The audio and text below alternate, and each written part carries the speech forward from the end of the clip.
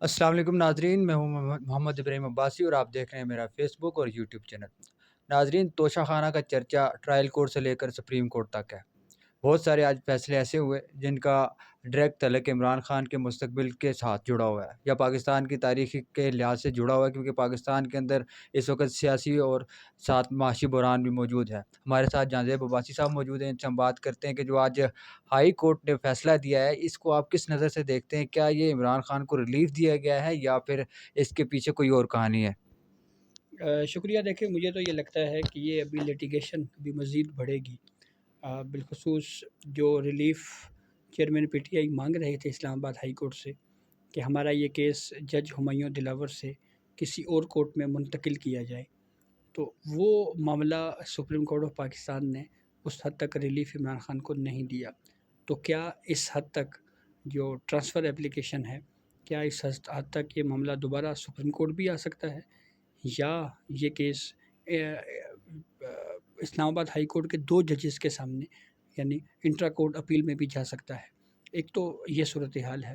دوسرا معاملہ اس میں تھا جوزڈکشن کا، یعنی ٹرائل کورٹ کو اختیار سماعت ہی نہیں ہے اس کیس کو سننے کا۔ اس میں دو بنیادی اعتراضات پی ٹی آئی کی جانب سے اٹھائے گئے تھے۔ ایک اعتراض یہ تھا کہ الیکشن کمیشن کو جو کمپلینٹ بھیجنی تھی وہ 120 دن کی بھیجنی تھی، لیکن الیکشن کمیشن نے وہ کمپلینٹ 120 دن کے بجائے اس سے زیادہ تاخیر میں بھیجی، تو اس لیے لمیٹیشن کی جو حد ہے وہ کراس ہو چکی ہے۔ دوسرا اعتراض یہ تھا کہ جس مجاز افسر کے اس کمپلینٹ کے اوپر دستخط ہونے چاہیے تھے اس کے دستخط نہیں کروائے گئے، بلکہ غیر متعلقہ شخص نے اس کے اوپر دستخط کیے۔ تو یہ وہ دو اعتراضات تھے۔ اس حد تک کورٹ نے اب یہ معاملہ دوبارہ سے ٹرائل کورٹ کو ہی بھیجا ہے۔ جج ہمایوں دلاور اس کا فیصلہ کریں گے کہ یہ دائرہ اختیار جو ہے وہ ان کا ہے یا نہیں ہے۔ پھر اس میں ایک تیسرا پہلو تھا جس پہ اسلام آباد ہائی کورٹ نے کافی سخت آرڈر دیا ہے، اور وہ ہے کہ جج ہمایوں دلاور کی جو فیس بک پوسٹ تھی اس کو مختلف سوشل میڈیا پلیٹ فارمز کے اوپر شیئر کیا گیا۔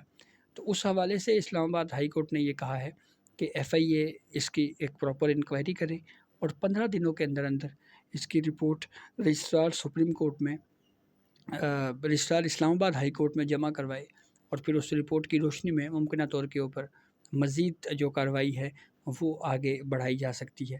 یہ بھی درست ہے کہ یہ سوالات اٹھائے جا رہے ہیں کہ توشہ خانہ ٹرائل جو ہے وہ بڑی اسپیڈی، بہت تیزی کے ساتھ اس کے اوپر سماعت ہو رہی ہے، لیکن اس آرگیومنٹ کو اسلام آباد ہائی کورٹ نے مسترد کر دیا ہے اور یہ کہا ہے کہ صرف اس بنیاد کے اوپر کسی جج پہ تعصب کا الزام نہیں لگایا جا سکتا کہ ٹرائل بہت تیزی کے ساتھ چل رہا ہے۔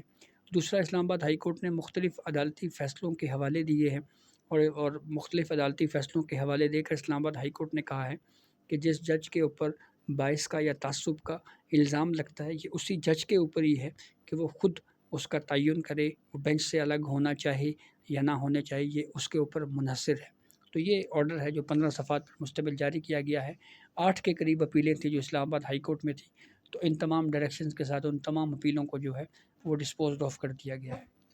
اچھا جہانجی بھائی، آج ایک اور تفصیلی فیصلہ جاری ہوا ہے کہ پنجاب اور کے پی کے الیکشنز کے حوالے سے سپریم کورٹ نے وہ فیصلہ جاری کیا گیا ہے، جس کے اندر یہ جو بتایا گیا ہے الیکشن کمیشن کو ایک ڈائریکشن دی گئی ہے کہ آپ کو ایک ذیلی ادارہ ہے ریاست کا، آپ کی ذمہ داری بنتی ہے ملک کے اندر یا پھر کوئی انتخابات کروانے کا، لیکن الیکشن کمیشن جو ہے وہ مقررہ وقت پہ جو ان کو آرڈر ملا تھا، جو تاریخ دی گئی تھی اس کے اوپر جو ہے وہ الیکشن کمیشن جو ہے وہ الیکشن نہیں کروا سکی۔ جاجد صاحب، یہ بتائیے گا کہ مستقبل میں آپ کیا نظر آتا ہے کہ یہ اب جو سپریم کورٹ کا یہ آرڈر ہے کتنا امپیکٹ فل ہوگا یہ الیکشن کمیشن کے لیے یا پنجاب اور کے پی کے جو الیکشن ہیں ان کے حوالے سے؟ دیکھیں، اب تو میرے خیال میں یہ بات غیر مؤثر ہو چکی ہے پنجاب اور کے پی کی۔ اس کی وجہ یہ ہے کہ سپریم کورٹ آف پاکستان نے یہ فیصلہ دیا تھا کہ پنجاب میں انتخابات 14 مئی کو کروائی جائیں، اور پھر اس کے بعد سیکیورٹی وجوہات کا عذر پیش کیا گیا، معاشی بدحالی کا جو صورتحال ہے وہ کورٹ کے سامنے رکھی گئی، اور یہ کہا گیا کہ 14 مئی کو الیکشنز نہیں ہو سکتے۔ 14 مئی کو الیکشن نہیں ہوئے، ریویو آیا، اور ریویو ابھی بھی سپریم کورٹ آف پاکستان میں پینڈنگ ہے۔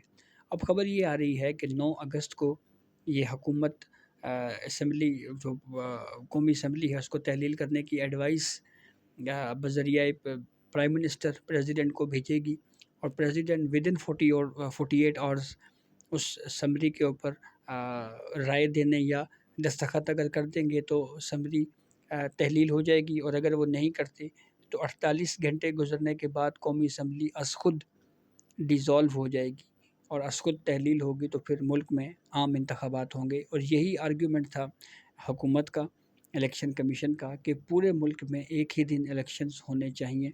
2 सूबों में अगर इलेक्शंस पहले हुए तो इससे मरकज़ के जो इंतखाबात हैं वो उनको मुतासिर होने का अंदेशा है। तो अब वो केस पेंडिंग है। तो ऐसी सूरत हाल में अब तो ये वाज़ेह होता जा रहा है कि पूरे मुल्क में अब इंतखाबात एक ही दिन में होंगे, 90 दिन में होंगे। इसकी वजह ये है कि असम्बली मुद्दत जो है वो कुछ दिन पहले उसको ख़त्म किया जा रहा है असम्बली को। तो अब 90 दिनों के अंदर ये कहा जा रहा है, क्योंकि कॉन्स्टिट्यूशन में तो 90 दिन का ही ज़िक्र है। तो लेट्स सी, देखें क्या 90 दिन में ही इलेक्शंस होते हैं या इससे भी आगे मज़ीद डिले होते हैं। जी, बिल्कुल, बहुत शुक्रिया जाज़ेब अब्बासी साहब आपका। आप हमें बता रहे थे कि किस तरह तोशाखाना का जो है ट्रायल वो चला, बुनियादी तौर पे ये केस है क्या और मुस्तक़बिल के अंदर इसके अंदर क्या हो सकता है। नाज़रीन, जो इलेक्शन कमीशन की तरफ से जो ऑर्डर जारी किया गया उसके या फिर उसके ऊपर अमल नहीं किया गया तो इलेक्शंस के हवाले से, तो अब आम इंतखाबात का ये साल समझा जा रहा है। अगर मुर्दमशुमारी करवाई जाती है तो फिर ये इलेक्शन यकीनन जो है वो वक़्त पर नहीं होंगे, 2024 तक भी जा सकते हैं। मज़ीद मालूमात के लिए, मज़ीद तरजीह के लिए हमारे चैनल को सब्सक्राइब कीजिए। अल्लाह हाफ़िज़।